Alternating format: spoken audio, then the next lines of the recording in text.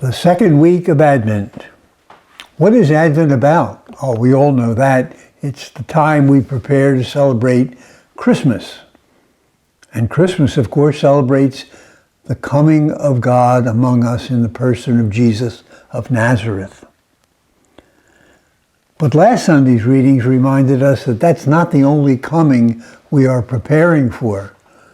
The whole liturgy of the first week of Advent talked about the second coming of Christ, when Jesus returns at the end of the ages to complete the work he began at the time of his birth in Bethlehem.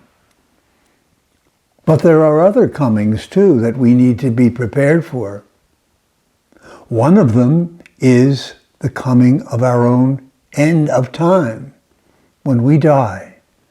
This is something we often put far from our minds, but it's the one thing we can be absolutely certain of, even though we don't know the exact timing.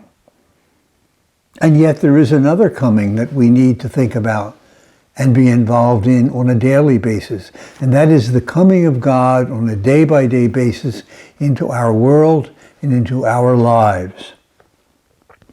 And so how do we prepare for these comings? How are we ready to enter into the experience of God as he comes to us in Christ, at the end of the ages, in our death? The four people who spoke to us today in the readings are the ones who will give us the clue to how to prepare for those encounters.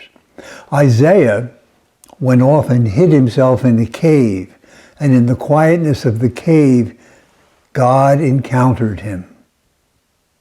John the Baptist went off into the desert to prepare for his work of announcing the coming of Christ.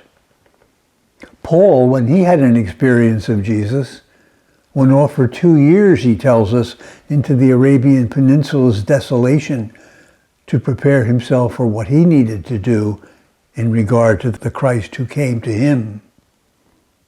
And Jesus himself, of course, before he began the great work of making God's kingdom known to us, he also went off into the desert for a period of quiet. And so the way to prepare for God's coming into our life is quite obvious. We need periods of silence. We need periods of quiet. Not so much that we can speak with God, but that God can encounter us. Because God never comes with a clashing of cymbals, but in the quietness of prayer. As he says in the scriptures, "Be still and know that I am God." And so for the rest of Advent, can we not enter into this preparation for the comings of God into our life, be it daily or at our death, or at the end of the ages, or for the celebration of Christmas?